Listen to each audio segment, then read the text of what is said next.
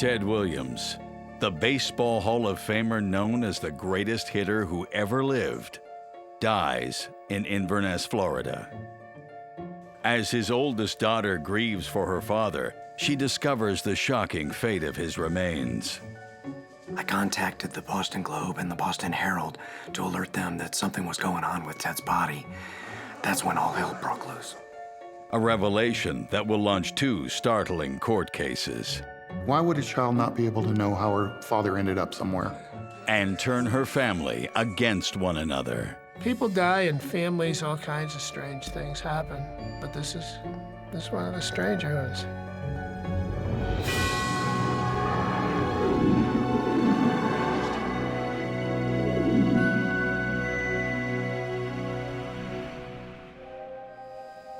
July 5th, 2002.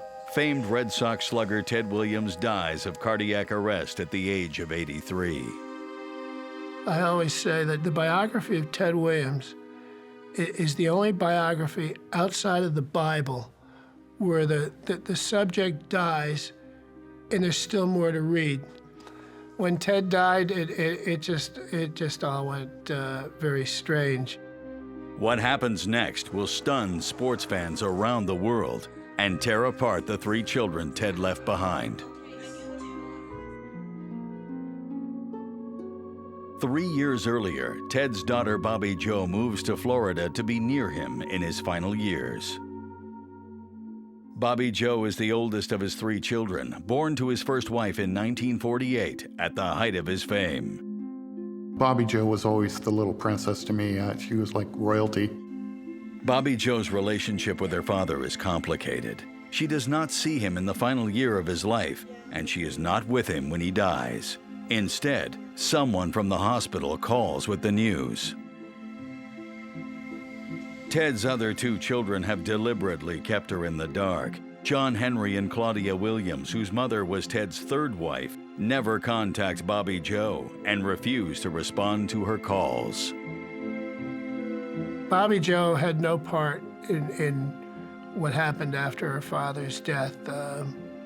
It was all a fait accompli before she even found out that he was dead. No one from Ted's house would give Bobby Jo any information. Why wouldn't her younger half-siblings keep her in the loop? Shocked by their refusal, Bobby Jo appeals to attorney John Heer for help.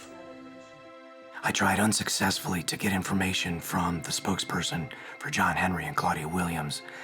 When I did reach him, all he told me was that John Henry and Claudia had instructed him to tell Bobby Jo nothing. Meanwhile, Bobby Jo's friend at the hospital contacts her to report a strange series of events unfolding.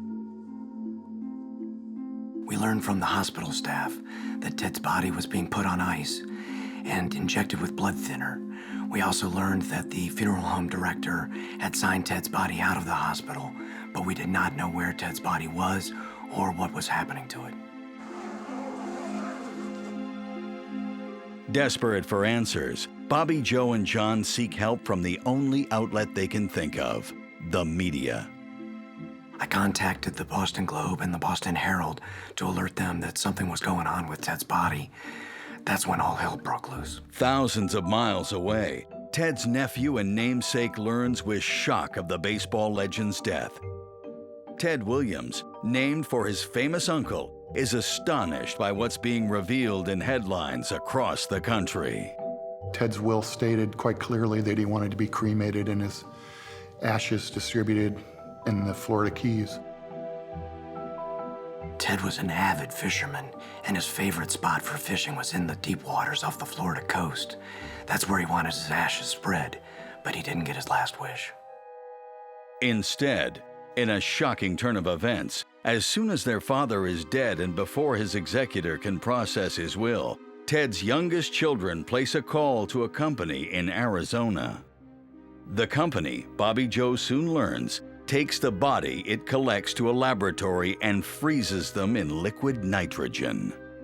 John Henry and Claudia made arrangements to have his body cryogenically preserved for possible revival sometime in the future. A devastated Bobby Joe makes the shocking announcement to the media that her father's body has been sent to Arizona for cryonic preservation, despite the explicit instructions in his will, which he had shown her 2 years earlier.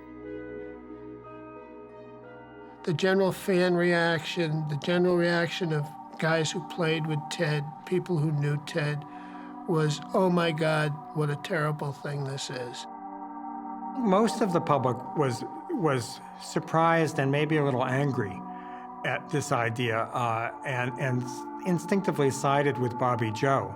In order to rally support, Bobby Joe uses the media spotlight to remind the public of her father's extraordinary sports legacy. Ted Williams was a national icon, a baseball legend, a war hero, and a renowned philanthropist.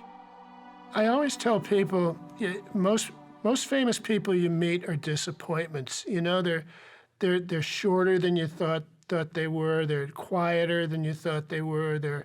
There's something that's lacking when you finally meet them in person.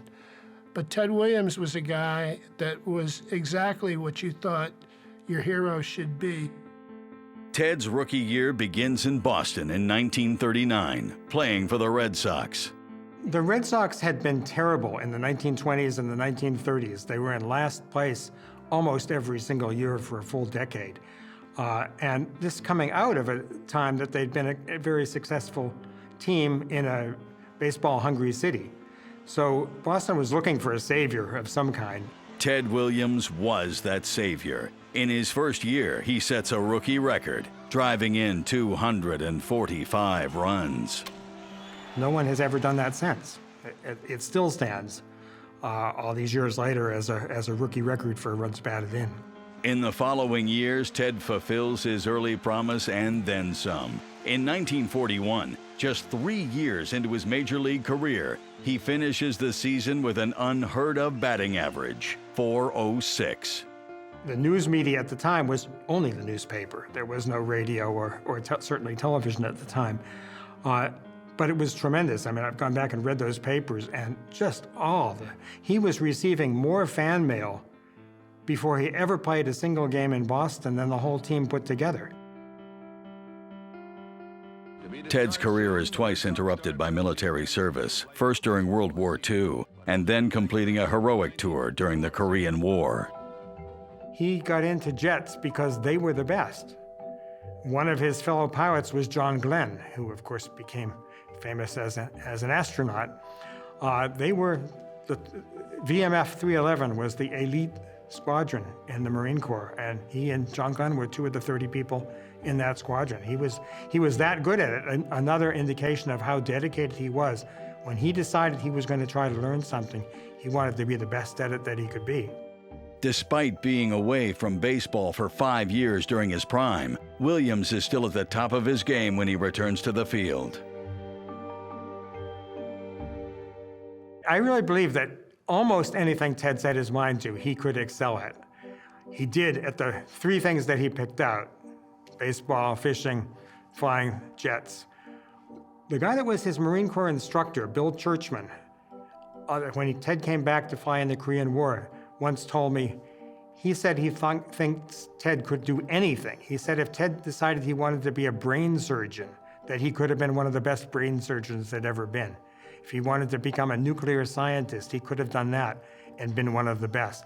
It was just a way, when he decided it was something that he really cared about, he honed in on it, he focused on it, he studied it, and he studied it, and he studied it. And he just worked it the best he could.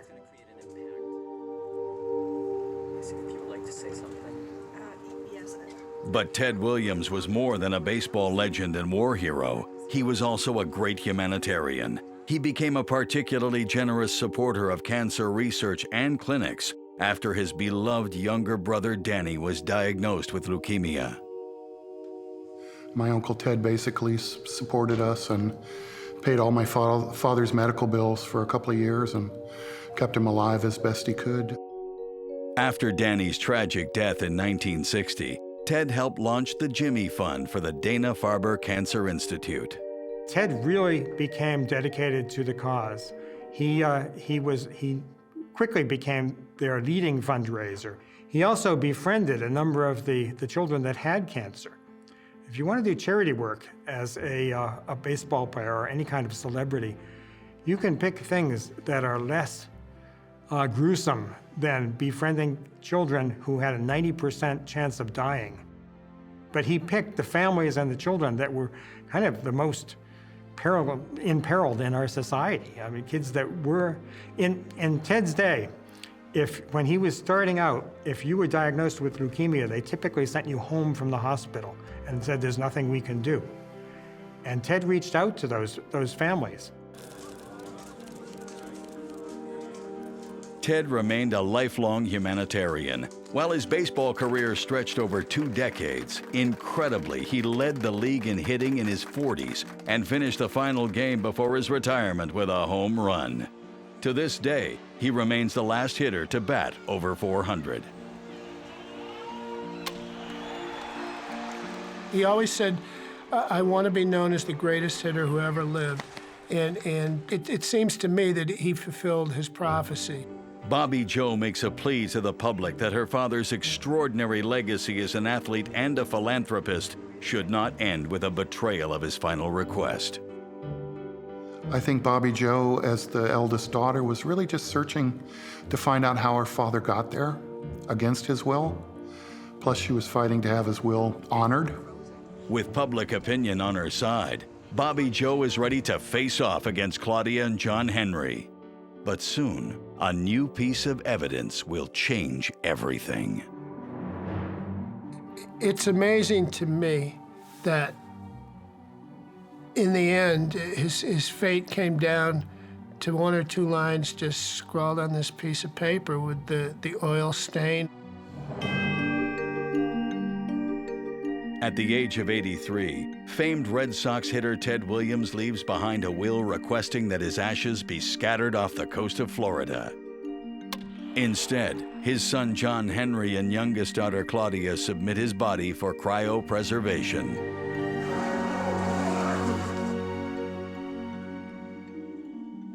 Convinced her father's wishes have been violated, 10 days after his death, Williams' oldest daughter, Bobby Joe, sits down for mediation with her half-siblings and the executor of her father's will, Albert Cassidy. She pleads to have their father's remains returned home. Sadly, the mediation fails. Though Ted's will has not yet been filed, having seen it 2 years earlier, Bobby Joe is adamant that he wanted cremation, while John Henry and Claudia claim he had since decided to be cryopreserved. Ted's executor, Albert Cassidy, is now torn between the 3 children. Only he knows the contents of Ted's will, and Ted's body has already been shipped off. Cassidy petitions the court for advice on what to do. And then, coincidentally, John Henry finds a crucial piece of evidence that supports his claim in the back of his own car. A week later, John Henry and Claudia filed a motion asking the court to rule that Ted wanted to be frozen. Attached to the motion is a new piece of evidence, which the 2 siblings claim refutes the cremation request in their father's will. It is a crumpled, oil-stained scrap of paper on which 2 sentences have been scrawled. J.H.W., Claudia, and Dad all agree to be put into biostasis after we die. This is what we want, to be able to be together in the future, even if it is only a chance. All 3 signatures are scribbled at the bottom of the paper. The whole case seemed to hinge on this greasy note, which was buried in the back of John Henry's car for months until it was, realized that maybe it was important. It was like that this is our legal proof that Ted wanted everything, so shut up and go away, I think. Claudia and John Henry allege that the 3 of them signed the pact when Ted underwent open-heart surgery in 2001, a year before his death. I think that Ted did it because of his love of his son and his daughter Claudia. Probably wasn't an original idea on Ted's part, but it was something that John Henry explaining to Ted that if it was possible to bring someone back years from now, maybe we'll be able to spend more time together at that point in time. But Bobby Joe immediately challenges the validity of the note, and Claudia and John Henry's lawyer submits it to a handwriting specialist for analysis. If you even look at it, it looks bogus. There's a big Ted Williams signature, like an autograph, in the middle of the paper, and little handwriting all around it with other signatures. As they await the verdict, the media reports the strange new turn of events, intensifying the spotlight on the three siblings. Though the conflict now threatens to tear them apart, in truth, there never was much holding the children together. Ted Williams, the famous baseball player, was also infamous for his failed personal relationships and prickly temper with fans and reporters. Ted did have kind of a dark side at times, and he had this anger that would boil up inside him. He was a tempestuous kind of a diva kind of guy, always fighting with the fans, fighting with the sports writers, outspoken. He to find success, I think he had to have conflict going on, and his whole thing was, well, I'll show those SOBs. I'll go, you know. So the more that people yelled at him, the better he performed, and he set up confrontations everywhere, and his life was just filled with that. But it was those closest to him who suffered the most. He had 3 wives. None of them lasted all that long. Clearly, he wasn't the best husband in that regard. And perhaps not the best father either. After the divorces, Ted's children saw their father only intermittently.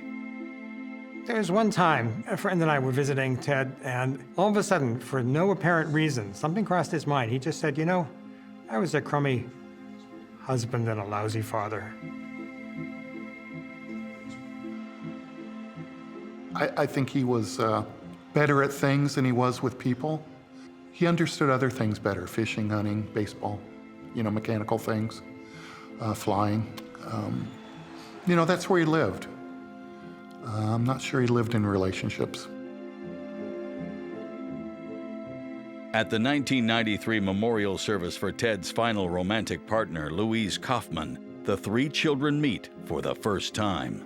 Though John Henry had met Bobby Joe once before, this was the first meeting between Claudia and her older half-sister. By the end of the day, Claudia believes that she and John Henry have finally begun a relationship with their long-lost sister.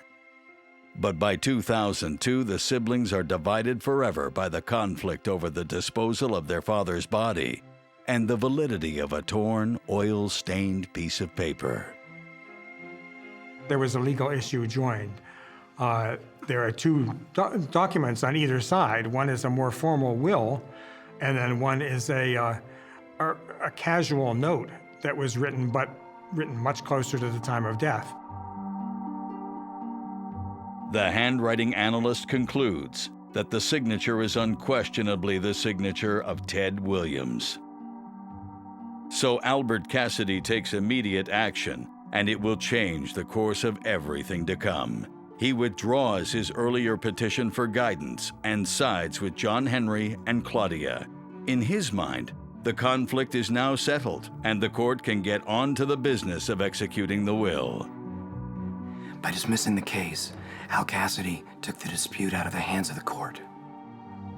It's amazing to me that in the end, his fate came down to 1 or 2 lines just scrawled on this piece of paper with the oil stain. A handwritten agreement carries a lot of weight over a pre-existing will, because the executor does not necessarily have to follow the instructions of the deceased when it comes to the burial instructions.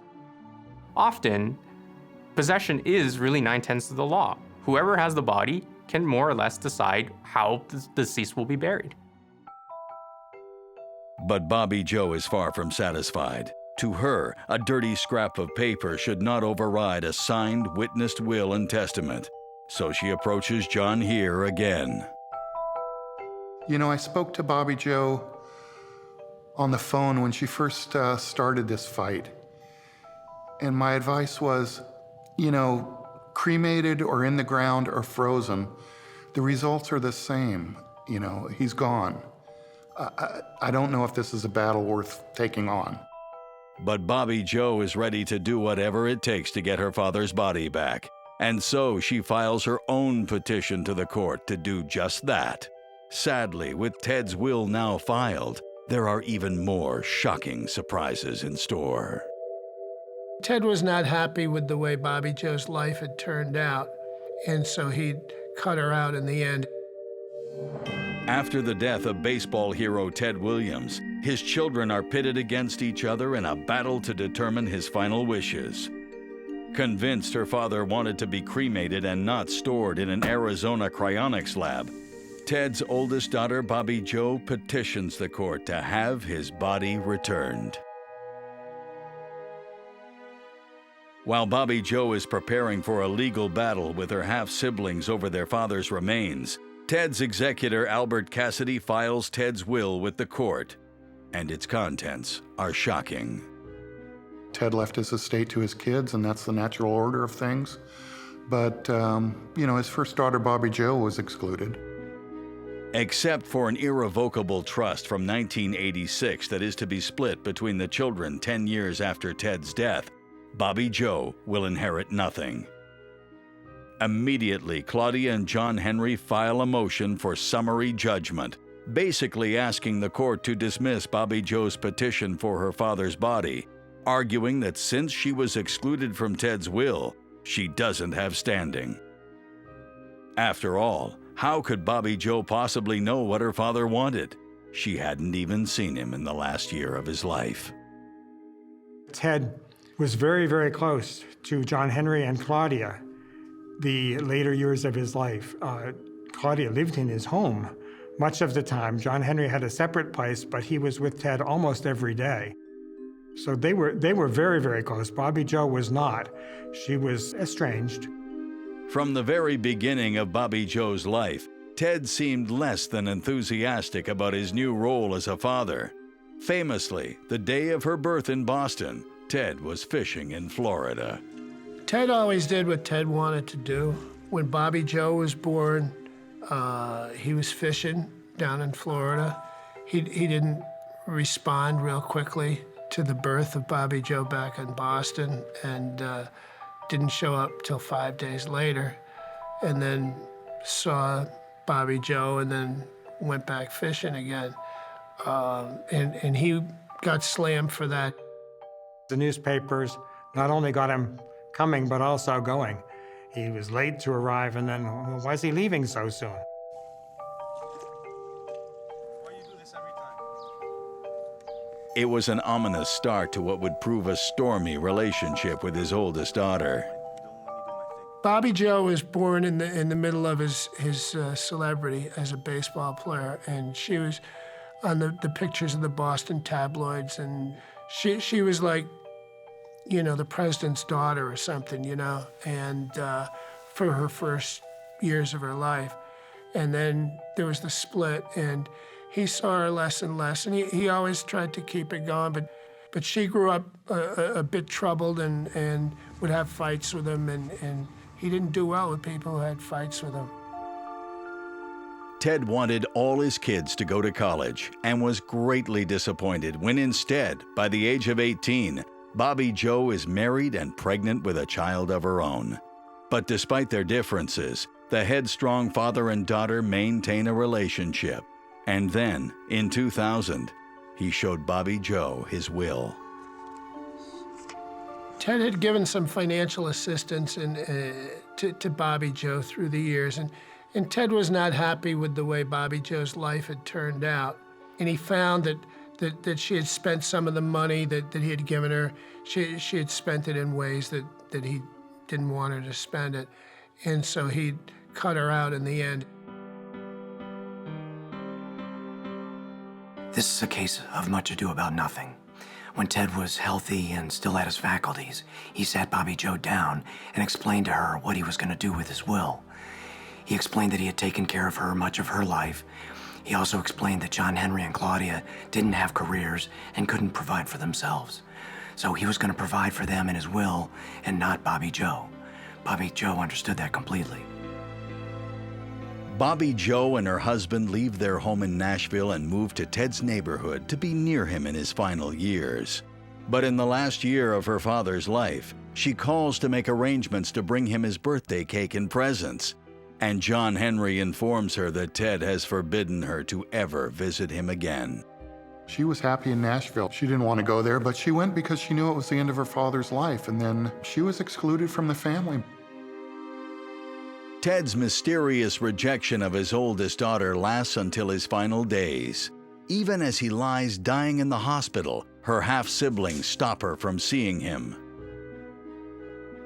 11 months later, Ted Williams is dead. Their past differences aside, Bobby Joe is determined to defend her father's last wishes. I really don't know why Bobby Joe fought it so hard. I mean, part of me wants to think just for a simple decency kind of reason that she thought it was kind of ghoulish to have her father frozen. John Henry felt, that she was basically a gold digger, trying to get more money out of the estate and/or out of John Henry or Claudia. Bobby Joe wasn't after money. There was no money to get. She had already been excluded from the estate, and she knew that. She was fighting to get her father what he wanted, what he asked for, because she loved her father. As the weeks drag on, Bobby Joe faces a difficult decision. She had run out of money and had a lot of bills she couldn't pay. The legal costs for the local council were mounting into the tens of thousands of dollars. I wasn't charging for much of what I was doing for them, but the legal costs, were more than Bobby Joe could afford. At this rate, Bobby Joe will be bankrupt before the case goes to court. To keep her fight going, she sets up a website appealing for donations. Getting her father's body back may come down to money. And it's money she'll soon discover that may have been motivating her half-brother all along. There's no question that Ted and John Henry were inseparable, but was he a devoted son or a controlling tyrant? Bobby Joe, the oldest daughter of Red Sox legend Ted Williams, is embroiled in a fierce legal battle with her half-siblings and the executors of her father's estate, but she's running out of money.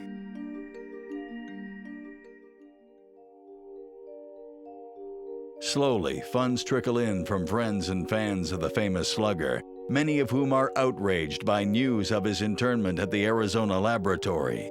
But it is not enough to meet the mounting legal costs. There were people that made donations, I don't think anywhere near what she was hoping for or needed to pursue legal action to great lengths. The legal fund that we started raised a grand total of about $3,000. It really didn't help much. Facing potential bankruptcy, Bobby Joe finally agrees to discuss a settlement. The estate agrees to expedite the release of the 1986 trust fund split between the three children, instead of waiting until 10 years after Williams' death as the trust term stipulated.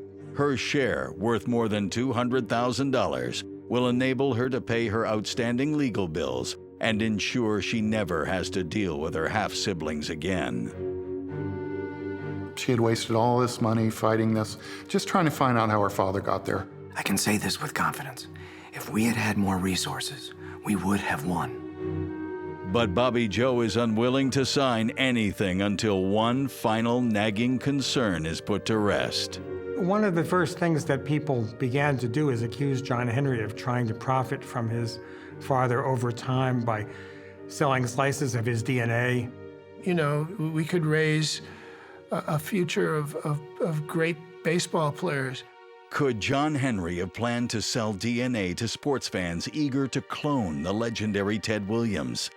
This possibility does not sound entirely far-fetched to sports fans and journalists who have spoken out in the past about John Henry's eagerness to capitalize on his father's fame.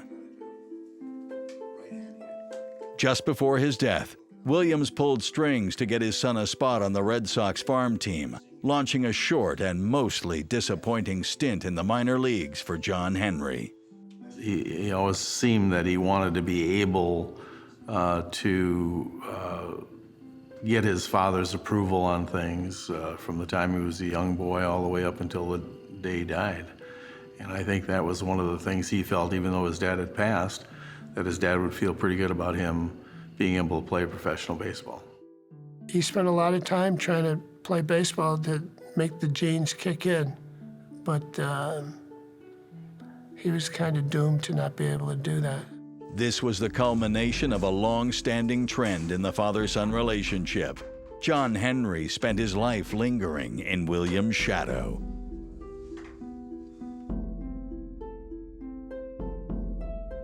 I think he was very proud to be Ted Williams' son, but I think it was very tough to be Ted Williams' son. When John Henry was only 4 years old, Ted split up with his mother and after that became a fleeting yet formidable presence in his youngest children's lives. He would see him in the summers and they would come down to Florida and he was kind of a tough, demanding parent when he was a parent. You know, he would want things to be his way. And he did always have things his way. It's not until John Henry grows up that he forges a close and lasting relationship with his father. While Claudia retreats from her father's fame, remaining a loving daughter but preferring to make her own way in the world, John Henry's life grows increasingly intertwined with his father's. I think that the last few years that he was with his dad, it really filled a lot of holes that he had missed in his life earlier with his dad, when his dad wasn't around, and he really wanted his dad to be around. When Ted grew older, a couple of bad things happened to him. Number one was he had a bad experience in the memorabilia market, and he had a partner, and the partner wound up stealing all the money. Bad thing number two, he had a series of strokes that left him disabled. He was kind of half blind. He was in tough shape. And John Henry, his son, stepped in and took care of both of these problems. I don't really think that John Henry was as interested in any personal gain from the memorabilia business that they put together. I think it was more to make sure that everything was authentic and that it kept the honor of his legacy. But others are not so sure. He rubbed a lot of people the wrong way. John Henry would bring in piles and piles of stuff for his father to sign, and his father would sign them. And this was when his father had the couple strokes and tired out easily, and some of the caretakers thought that John Henry was a bit oppressive with all of that, and some of Ted's friends thought that also.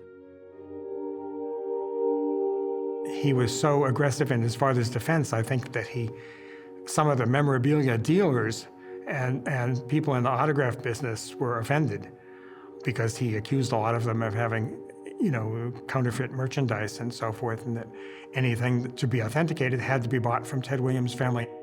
It was all about what John Henry wanted, which was money and control. I didn't see that as anything more than a son caring for his father. Whether John Henry was a devoted son or a profiteering opportunist, it was his desire to protect his father that troubled others most. John Henry cut down on the number of people who had access to Ted, and a lot of friends found themselves out in the cold. And John Henry, in his own defense, would always say, he's only got so much energy, and we're cutting out people that would be just too much for him to see. Did John Henry come to consider Bobby Jo one of those people? She claims that in 2001, while her father was hospitalized for open-heart surgery, she received a call from her half-brother. Bobby Jo alleges, in an open letter on her website, that it was during that phone call that John Henry mentioned cryonics for the first time. She said he told her he thought it was a good idea for their father, and, she claims, added, "Wouldn't it be neat to sell Dad's DNA?" There are lots of people who'd pay big bucks to have little Ted Williams running around. Bobby Joe rejected the idea as contrary to their father's wishes. There apparently had been talk of this while Ted was still alive, and Ted called it complete bullshit and refused to have anything to do with it. Apparently Bobby Joe, because she also wouldn't support it, was excluded from the family.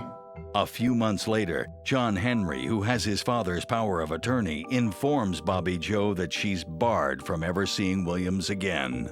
She told me many times towards the end she felt her father was calling her on the phone. She'd answer the phone and nobody would be there, or the phone would get hung up. And she thought it was her father trying to reach her, and they weren't letting him talk to her. John Henry had a great love for his father, and the things he did were for him. Whether or not Bobby Joe is right about John Henry's intentions, in her settlement agreement, she prohibits him and the cryonics company from ever selling or distributing Williams' DNA, and in exchange, promises her silence on the subject of her father's remains. But then, in a startling twist, evidence comes to light suggesting that Ted's remains may have met a more disturbing fate than Bobby Joe ever imagined. They're not trained medical people. They're not scientists. They're zealots. After bowing out of a legal battle over her father's final resting place, Ted Williams' oldest daughter, Bobby Joe, is about to learn the horrifying details of what has since been done to her father's remains. 1 year after his father's death, John Henry is still keeping one final secret. The debt for his father's cryonisation costs remains unpaid.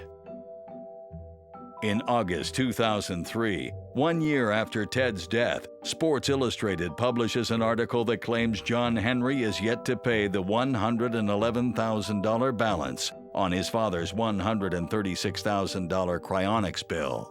But that is the least of the shocks revealed by the article. People die in families, all kinds of strange things happen, but this is one of the stranger ones. Horror stories were just beginning. The article alleges that due to an administrative mix-up, Ted was mistaken for a participant who only wanted his head preserved. As a result, Ted's head was decapitated. They present themselves as this, high-tech, scientific, medical procedure, and it's kind of a bunch of guys that have just, in their garage invented ways of doing things that, they're not trained medical people. They're not scientists. They're zealots. The news of this gruesome account travels around the world like a gunshot, causing an outrage among Ted's friends and family. At the time this was unfolding, I was shocked and surprised, but I didn't want to get involved. And the more and more it went on, the more upset I got. But for Bobby Joe, this horrible discovery has a silver lining. The Sports Illustrated article also claims that the cryonics company has no document on file with Ted Williams' signature, consenting to the donation of his body. In order to do what they do, the cryonics company must rely on a law called the Uniform Anatomical Gift Act. In other words, they say that their patients donate their body and body parts to the cryonics company. In Arizona, the version of the Anatomical Gift Act requires that the cryonics company provide the document of gift to any interested person who requests it. Without a document of gift, the only evidence of Ted's true wishes was his signature on the note produced by John Henry, and even that signature is in question. Many of those closest to Ted had wondered for years how he managed to pump out so many autographs as his health began to fail. A bunch of people would say that John Henry was signing a lot of Ted's stuff, and who's to say? Could John Henry have forged his father's signature? Or, alternatively, could the signature have been authentic and the note a fraud? Many family members, friends, caregivers told stories about how John Henry had forced Ted to warm up his signature on scrap pieces of paper before he officially signed anything that was going to be sold. Could the infamous note expressing Ted's wish to be cryogenically preserved have been added after his death to one of these practice autographs? I think it's a little sketchy. There were no witnesses, no nothing. It was just Ted's signature. You could have written that after, you could have just had Ted's signature on a piece of paper and written whatever you wanted to write. And I wanted to have my body taken to the moon. Okay, goodbye, see you later. In an open letter on her website, Bobby Joe mentions one final event that she alleges took place, an event that reinforced her darkest suspicions. Bobby Joe claims to have learned from a nurse that 5 days after Williams died, John Henry called the hospital. He wanted to know what date Williams had had the surgery that allegedly inspired him to sign the infamous Cryonics Pact. John Henry had access to dozens, if not hundreds, of practice autographs that Ted made on those scraps of paper. He could easily have taken one, written out this pact in handwriting, put down a date, called or paged the nurse to find out that he actually got the date wrong, had to cross out the date. Then he would have gotten Claudia's signature on it, and it would have made it look like it was all done in one day. At the mediation, John Henry produced the oil-stained note for the first time. All of a sudden, John Henry, from the back of his car, pulls out this piece of paper that has Ted's signature on the bottom and says that this was what he wanted. More sure than ever that something fraudulent has taken place, Bobby Joe tries one final tack. She has her attorney send John Henry a letter requesting the document of gift on her behalf. If he can produce it, it will corroborate the oil-stained note and answer the question once and for all of what her father really wanted. But John Henry's attorney refuses and further discloses that John Henry has been diagnosed with leukemia, the very disease that cost Ted's brother Danny his life. Now, 2 years after Ted's death, his only son is undergoing a bone marrow transplant donated by Claudia, fighting for his life. In 2003, I believe it was August of 2003, he had to stop playing because he just was getting too fatigued too easily. And that's when he went in for additional tests, and that's when he found out at that time, which would have been end of August, beginning of September, that he did have leukemia. Meanwhile, dismayed by all that has unfolded since their uncle's death, 2 of Ted Williams' nephews take up in Bobby Joe's cause. Bobby Joe had ceased her fight to get the will accepted and the freezing overturned. She then kind of turned to, I just want to know what happened. I want to see the papers. I want to know how my father got there. And she wasn't able to get that. So that made me very angry. Why would a child not be able to know how her father ended up somewhere? Their patience exhausted, the 2 nephews reach a decision. My brother and I offered to step up and become part of the search for the truth. And how did Ted Williams get to be frozen when his will said he wanted something else? We fought to get the paperwork, but the cryonics company still refused. And then, in March, news comes that John Henry has succumbed to his illness. When I spoke with John Henry a week before he passed away, he felt that he was cured. He felt that he was going to be released by the doctors to be able to continue his training program. And so he was very positive, very much on a high, and he was excited to start up again. Before his death, John Henry must have finally settled his unpaid bill, because following his father's path as always, John Henry's body is shipped to Arizona for cryonic preservation. It was a final reaffirmation of how much he believed in it if he followed Ted into the refrigerator, I guess. A week later, John here meets with his clients to finally finish what he and Bobby Joe started 2 years earlier. Bobby Joe, Sam, and Ted Williams filed suit against the cryonics company in Arizona to force them to provide the document of gift. Albert Cassidy, the executor of Ted's estate, does not want the issue of Ted's remains raised again. He warns Bobby Joe that her new suit violates the terms of her settlement. She was out of the equation because of this agreement she had made. When eventually Cassidy files a suit against Bobby Joe, she has no choice but to drop her own suit. But her cousins are now committed to carrying on her fight.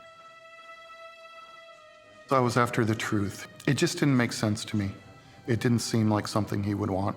It didn't seem like something he would dream of. And I also know he was not a careless man. He wouldn't have left it.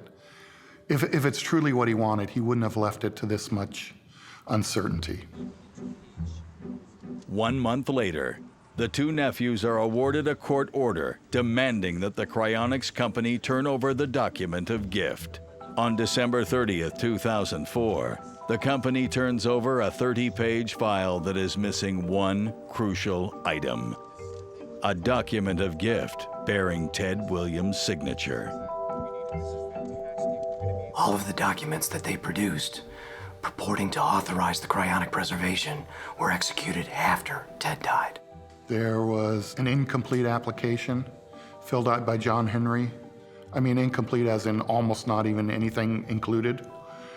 Any information included, signed by John Henry and faxed 3 weeks later. Those documents, or the lack of documents, prove that Ted never wanted to be frozen. This was a John Henry fantasy, and Claudia kind of went along because he was the more dominant sibling, and because he could. He was in charge. He had been in charge for years. Without a document of gift, it is impossible to know whether cryopreservation was truly what Ted wanted or not. It wouldn't be surprising to me that if John Henry felt strongly about wanting something, that Ted would go along with it. Not unhappily even, just acquiesce, maybe even enthusiastic. I wasn't there, so I don't know. But I think most people in the world think that that's the last thing Ted Williams ever wanted. There's nothing illegal or unethical about the freezing. If children decide to do that to their parent, that's their right. The issue was more that Ted had his own wishes and his own desires for his ultimate end, and he didn't get that. Maybe 100 years from now, maybe 200 years from now, Ted and John Henry will be walking down the street just laughing at all of us, you know? They'll be pulling up this show and watching it all over again, saying, look at those fools talking about this. Maybe he will come back. In fact, I hope he does, and I hope he kicks John Henry's ass. In the years since Ted's death, the tarnish of his memory has faded. Once again, people remember him as a great ball player and humanitarian. It's unfortunate that somebody who had such success in so many areas of life couldn't be remembered simply for that. The things that are left with me when I think about Ted Williams' career in baseball are the way he really loved playing the game and the way he loved other people that played the game. There's a kind of a famous story about when he was asked a few years after he retired, if you could go back and do it again, what would you do? And his answer was, I'd take more batting practice, I'd get more swings in, I'd get more cuts at the ball. To this day, the only paperwork supporting the donation of Ted's body for cryopreservation is the consent form that John Henry signed after his father was already dead. And so, the question remains, just whose wishes were fulfilled when the greatest hitter who ever lived was entombed in liquid nitrogen? I think a lot of people just instinctively thought, oh, Ted Williams, national icon, how could he have this bizarre thing done to his remains? Whether that's what he wanted, we don't know. Certainly the two children closest to him, that's what they wanted, and they did prevail. If the cryonic scientists are right, perhaps one day we'll be able to ask Ted Williams himself. Till then, the last hitter to bat 400 waits, frozen in a steel casket, not far from the remains of the man who signed his admission papers. His only son, John Henry.